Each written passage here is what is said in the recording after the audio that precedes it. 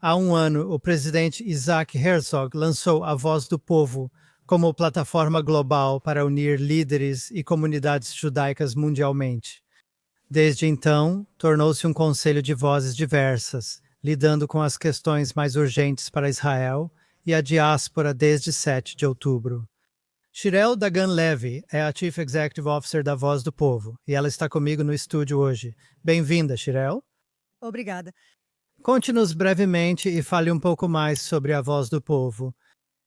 A iniciativa Voz do Povo começou antes de 7 de outubro, ficou 6 meses pausada e retomou logo após.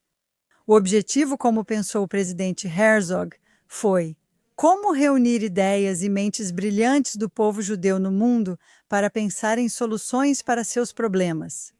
Criamos um conselho com 150 pessoas, 50 de Israel, 50 dos Estados Unidos da América e Canadá, e 50 de outros países para enfrentar os principais problemas do povo judeu e buscar soluções práticas. E olhando para o último ano, o que você vê como a maior conquista? As pessoas, antes de tudo, eu acho que só de ver, sabe, nosso objetivo é trazer vozes realmente diversas para fazer algo diferente. O mais incrível desse conselho é reunir pessoas de 19 a 82 anos, desde totalmente seculares até ultra-ortodoxas, abrangendo todos os perfis. Pessoas vindas do setor empresarial, alta tecnologia, Federação Judaica, mídia, contato e conteúdo, todos se reúnem em uma sala para buscar soluções práticas para os problemas mais urgentes do povo judeu no mundo.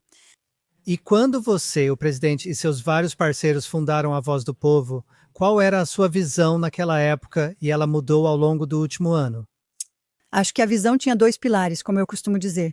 Uma delas é como desenvolver uma nova liderança proativa globalmente no mundo judaico, não apenas como grupo de reflexão, mas também com soluções práticas. Sempre digo que sou empreendedora por natureza e penso daqui a 20 anos. E eu quero que as pessoas digam, isso surgiu do conselho número 7 e aquilo surgiu do conselho número 12. Como realmente impactamos o que acontece lá fora? Agora, você sabe, desde que começamos, muita coisa tem acontecido, tanto em Israel quanto no mundo judaico global. E a gente entende que estamos construindo um conselho que está muito, muito conectado com o que está acontecendo lá fora. Então, como as nossas ideias que vêm do conselho realmente ficam só nessa bolha, como elas reagem ao que está acontecendo no mundo lá fora. E isso é muito, muito desafiador. Ok, você pode compartilhar um momento ou uma história do último ano que melhor ilustra a plataforma? O momento mais empolgante foi o lançamento em agosto passado, como você disse, já faz um ano, e o primeiro conselho foi escolhido e anunciado em janeiro. Eles se conheceram online em fevereiro e, em março, reunimos o conselho, facilitadores e bolsistas em Israel, para uma conferência de 5 dias. Todos estão no mundo todo. E vê-los, sabe, eram nomes no papel e vimos seus rostos no Zoom. Mas estar em Haifa, ficar lá em um hotel e ver 170 pessoas de todos os continentes do mundo se reunindo, ver a diversidade em nossos olhos, para mim foi um momento extraordinário e ver a conexão. Só começando a chegar lá, conhecendo pessoas, conversando e entendendo o tamanho desse sonho. Conte-nos um pouco sobre você e seu histórico antes de chegar a essa posição. Sim, sempre digo que isso para mim é um desvio do dia 7 de outubro. Venho do setor empresarial há muitos anos. Comecei como advogada na área empresarial, morei alguns anos em Nova York e trabalhei em uma missão de compras nos Estados Unidos. Quando voltei para Israel, trabalhei muitos anos na indústria de alta tecnologia, em software, hardware, contratos e negociações. Liderei uma startup na área médica e então aconteceu o dia 7 de outubro. E para mim, naquele momento, parecia que, sabe, tudo ficou irrelevante. Fazer algo que não estivesse, sabe, lidando com o que estava acontecendo, tive muita sorte de conhecer a Voz do Povo. E eu sinto hoje, e continuo dizendo isso para a minha equipe, que é uma grande honra e humildade liderar esse tipo de iniciativa, especialmente nos dias em que estamos vivendo agora. Me fale um pouco sobre sua equipe E também sobre o presidente Herzog e o papel que ele realmente desempenha hoje na Voz do Povo. Na Voz do Povo, temos uma equipe incrível, totalmente feminina, o que me orgulha muito. Ela reúne mulheres do setor empresarial e de startups de Heidegger e do mundo judaico. Essa é a combinação que tentamos fazer com a Voz do Povo. Vamos tentar pensar e trabalhar de forma criativa, de maneiras que nunca foram feitas antes, em um mundo que já existe há muitos, muitos anos. Nossa equipe também é assim. E nós temos 3 parceiros incríveis que estão conosco desde o início, que acreditaram nessa visão e que acreditaram no próprio presidente Herzog. São a Fundação Will, a Fundação Patrick e Lina Drey e a Fundação Israelense. Ainda assim, estiveram conosco desde o começo, acreditando nessa mudança necessária. E também a forma como estamos fazendo isso, que é, sabe, tentamos agir conforme falamos e fazer diferente se realmente fizermos, e esperamos que o Conselho também faça o mesmo. E claro, nossa base, sabe, é a Agência Judaica e a Organização Sionista Mundial, sabe? E elas são a instituição. Sabe, você não pode pensar em ser criativa e inventar coisas para o futuro sem também ser muito respeitosa com o passado e com a nossa herança. Então, eu acho que somos muito, muito sortudas de tê-los conosco nessa iniciativa também. E só para voltar um minuto ao presidente Herzog e à esposa dele, Michal, quão envolvidos eles estão na condução da iniciativa? Acabei de vir de lá para a entrevista. Eu estou lá toda semana e tanto ele quanto eu, sabe, nós tínhamos tipo uma reunião a cada poucas semanas, 2, 3 semanas, mas eu trabalho de perto com a equipe dele e ele está muito envolvido nisso. E podemos ver como tudo progrediu desde o início. E hoje, não existe nenhuma visita em comunidade judaica no exterior ou comunidade judaica que venha a Israel em que a Voz do Povo não faça parte da agenda.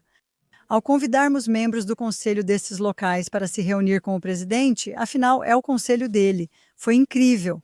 Ele se aproxima deles com dúvidas sobre como lidar com nossos problemas. E nós trabalhamos juntas de forma muito, muito próxima. De certo modo, esse é seu legado. Com certeza. Acho que por causa da herança dele como presidente da agência judaica e neto do primeiro rabino-chefe de Israel, ele sente responsabilidade pelo mundo judaico, não só pelo Estado ou presidência de Israel. E eu acho isso incrível. Quero dizer, isso é algo muito importante para ele, deixar isso como um legado, sabe, quando ele não for mais presidente. Você falou que um dos seus principais objetivos é fazer a ponte entre as comunidades judaicas da diáspora e Israel. Quão bem-sucedido você tem sido nisso e como você vê seus desafios futuros? Eu acho que, antes de tudo, há algo muito único nos números da Voz do Povo. Apenas 1/3 é de Israel, embora estejamos localizados aqui e tenha começado pelo presidente Herzog, e 2/3 são da diáspora.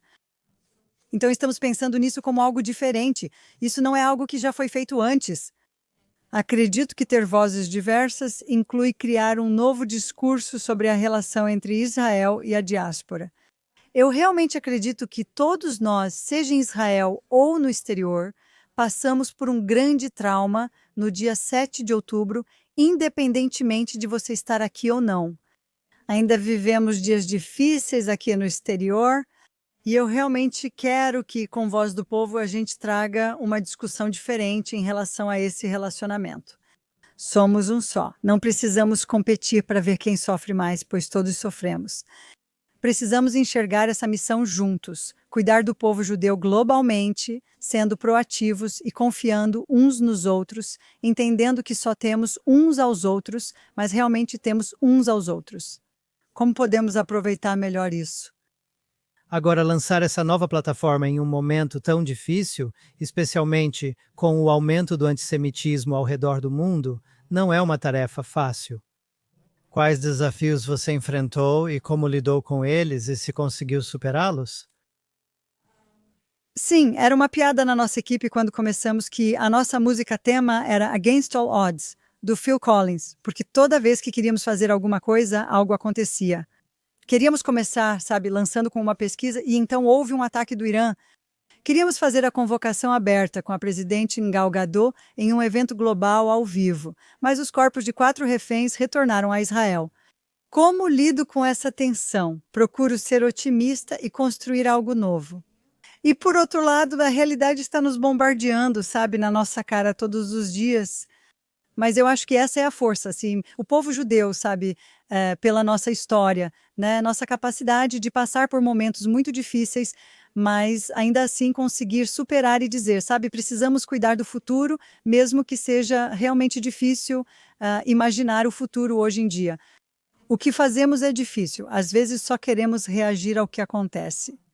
E às vezes estamos tentando dizer ao membro do conselho: vamos tentar ficar nessa bolha e tentar pensar além desses anos e além dessa década. E como construímos uma nova comunidade, uma nova rede de líderes que possam trabalhar juntos? E é muito difícil. E quais lições você aprendeu sobre o que ressoa com as comunidades judaicas globalmente? Eu acho que, como disse antes, essa iniciativa começou antes de 7 de outubro.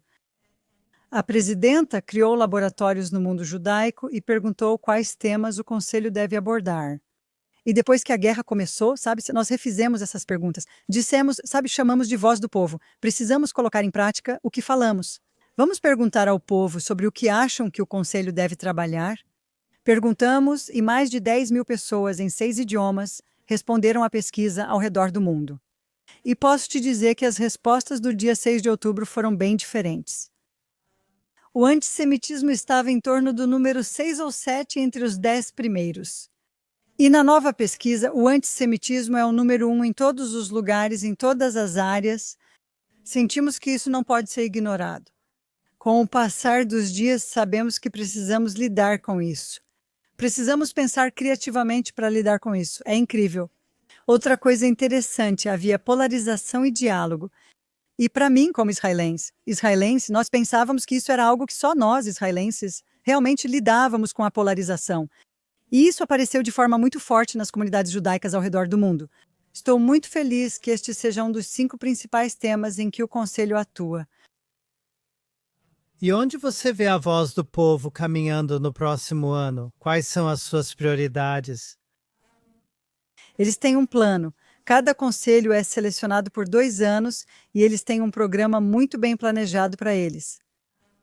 Eles atuam em 10 grupos, cada um com 15 pessoas e facilitadores líderes. Cada 2 grupos ficaram com um daqueles 5 tópicos que apareceram na nossa pesquisa. Agora, eles precisam mostrar resultados e propor soluções para esses problemas. Eles têm 2 paradas importantes, uma em novembro e outra em junho de 2026. Na primeira, em novembro, eles apresentarão ideias após analisar o ecossistema, entender problemas e propor soluções práticas. Depois, queremos que testem essas ideias no campo por 6 meses e apresentem ao presidente e parceiros em junho de 2026 seus produtos reais para mudar a realidade. Temos um grande desafio pela frente. E já é muito, muito interessante ver o que está surgindo desse pensamento criativo dos nossos membros do Conselho. E para aqueles que têm interesse, como mais pessoas e organizações podem se envolver nessa iniciativa? Primeiramente, gostaríamos que eles, sabe, se envolvessem. 150 pessoas é um número muito pequeno. A voz do povo é grande. É uma comunidade, rede e movimento. É fundamental para nós que todos participem disso. Tudo o que fazemos é transparente. Nosso relatório de dados é enviado a todos e está no site. Queremos que as pessoas façam parte do que fazemos. E, no final das contas, todas as nossas soluções práticas serão implementadas no ecossistema. Estamos juntos nessa, por isso convidamos todos a nos acompanhar nas redes sociais e no site. Quero compartilhar tudo e convidar todos a se juntar a nós. No próximo ano, abriremos as inscrições para o 2º conselho. Então, todos estão mais do que convidados a fazer parte desse processo. Então, quando será o seu próximo grande evento?